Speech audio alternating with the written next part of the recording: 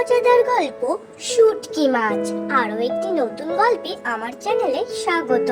মা, আজ তুমি নিজের মতো করে ঘরে থাকো, যেটা ভালো লাগে সেটাই করো, শুধু রান্না করো না।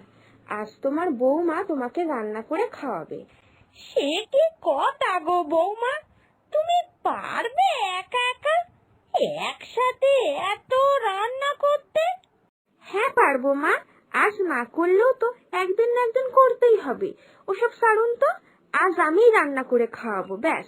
আর তাই আমি সকাল সকাল বাজার করেও এনেছি। আজ আপনি বিশ্রাম করুন। আচ্ছা মা, তুমি যা বলছো তাই হবে, তবে একটু সাবধানে রান্না করো। তুমি হলে ছেলে মানুষ, দেখো রান্না করতে গিয়ে আবার হাতটা যেন পুড়ে না যায়। আচ্ছা মা, ঠিক আছে। এই বলে বৌমা রান্না করতে চলে গেল। বৌমা মনের আনন্দে সকলের জন্য রান্না করতে লাগলো। আজকে প্রথমবারের মতন বিয়ের পর এই বাড়িতে শুটকি মাছের দোরমা, লোটে মাছের ঝুড়ো এইসব রান্না করব। কিন্তু শাশুড়ি মারা তো এইসব রান্না খান না, ওদের কি ভালো লাগবে? যাই হোক, করেই দেখি না, স্বাদ বদলানোর জন্য তো অনেকেই অন্য রান্না পছন্দ করে, উনিও নিশ্চয়ই পছন্দ করবে। কিন্তু এইদিকে রান্না করার সময় এক বিদঘুটে গন্ধ শাশুড়ি মায়ের নাকে আসে। কি বাজে গন্ধ বেরোচ্ছে বাবা গো! বৌমা কি রান্না করছে কে জানে? বাপরে, কি গন্ধ! না না, এভাবে আর থাকা যাচ্ছে না, যাই একবার রান্নাঘরে গিয়ে দেখি। নিশ্চয়ই আজকে মদনটা পচা মাছ বৌমাকে গচিয়ে দিয়েছে, তাই জন্যই এত বাজে গন্ধ ছাড়ছে। এই ভেবে শাশুড়ি মা রান্নাঘরে যান। কি গো বৌমা, তুমি কি রান্না করছো? হ্যাঁ, এই তো মা, আমার রান্না শেষ। আপনি এখন খাবেন তো? খেতে দেবো আপনাকে? হ্যাঁ হ্যাঁ, সে তো খাবই, কিন্তু তুমি আগে বলো তো, তুমি কি কি রান্না করলে আজ? মদন যে তোমাকে বাজে মাছ গচিয়ে দিয়েছে, সেটা কি তুমি আগে দেখোনি গো? হ্যাঁ হ্যাঁ মা, দেখেছি। মদনদা আমাকে পচা মাছ দেয়নি, আসলে আজকে শুটকি মাছের দোরমা রান্না করেছি, আর তার সাথে আজকে লোটে মাছের চপ আর ঝুড়ো রান্না করেছি। একবার জাস্ট খেয়ে দেখবেন, অসাম লাগছে। সে কি বৌমা, তুমি এই সব রান্না করেছো? কোথায়, আগে তো বলনি। কেন মা, কি হয়েছে? এটা ঘটি বাড়ি, আর তুমি সব বাঙাল বাড়ির রান্না করেছো। তোমার বর আর শ্বশুর মশাই দুজনেই খুব রাগারাগি করবেন, এইসব খাবার আমরা খাই না। সে আমি না হয় একবার খেলাম, কিন্তু তোমার বর আর শ্বশুর মশাই, তাদের কথা ভেবে দেখেছো? ওসব নিয়ে আপনি চিন্তা করবেন না, আমি ওদের বুঝিয়ে বলবো আর খাওয়াবো। আপনি শুধু বলুন, আপনি আমার বানানো এই খাবারটা খাবেন তো? বললাম না, আমাকে নিয়ে ভেবো না, কিন্তু তোমার বর এইসব মাছ ছুঁয়েও দেখেন না।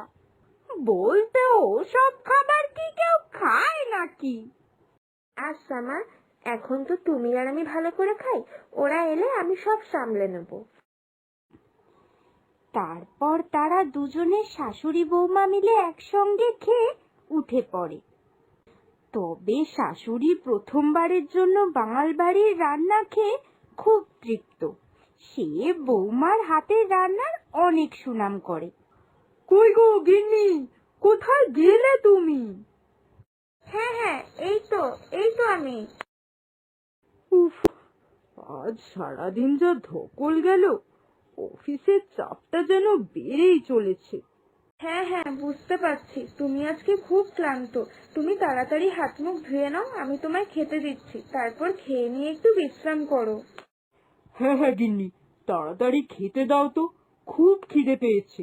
আমি ফ্রেশ হয়ে এক্ষুনি আসছি। এই বলে ফ্রেশ হয়ে এসে তারপর খেতে বসলো।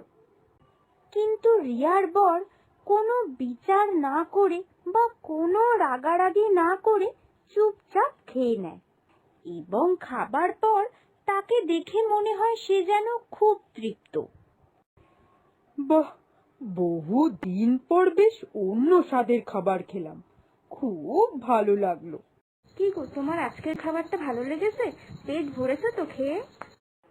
হ্যাঁ হ্যাঁ, দিব্য লেগেছে। বহুদিন পর এরম ভিন্ন স্বাদের খাবার খেলাম। তুমি জানো আজ কি খেলে তুমি খাবারের পাতে? কেন?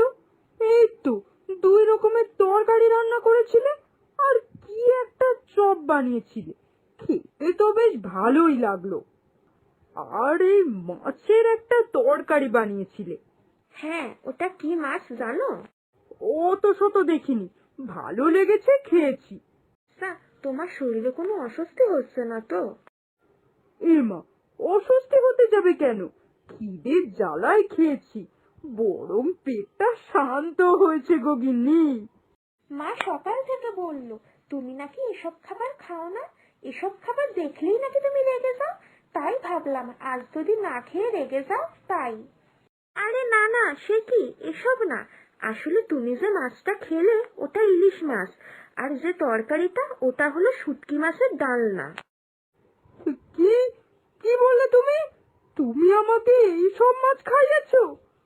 আরে আমার তো এখন নাম শুনে শরীর খারাপ লাগছে। কেন, কি হবে? এতক্ষণ তো ভালোই ছিলে, যেই নামটা বললাম তখনই শরীর খারাপ? এতক্ষণ তো খুব ভালো খাবার, পেট ভরেছে এইসব বললে, শুধু খাবারের নামটা বানিয়ে দিলাম। আসলে এগুলো তোমাদের ভ্রম, এগুলো বাঙালদের খাবার, এগুলো ঘটিদের খাবার বলে পার্থক্য সৃষ্টি করা।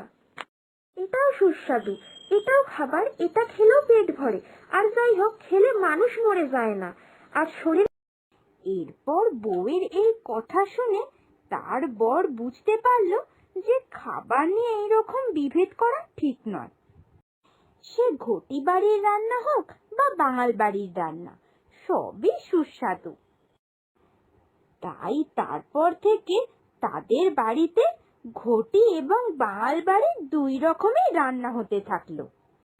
এইরকম নতুন নতুন মজাদার গল্প পেতে আমার চ্যানেলটি সাবস্ক্রাইব করে পাশে থাকবেন। ধন্যবাদ।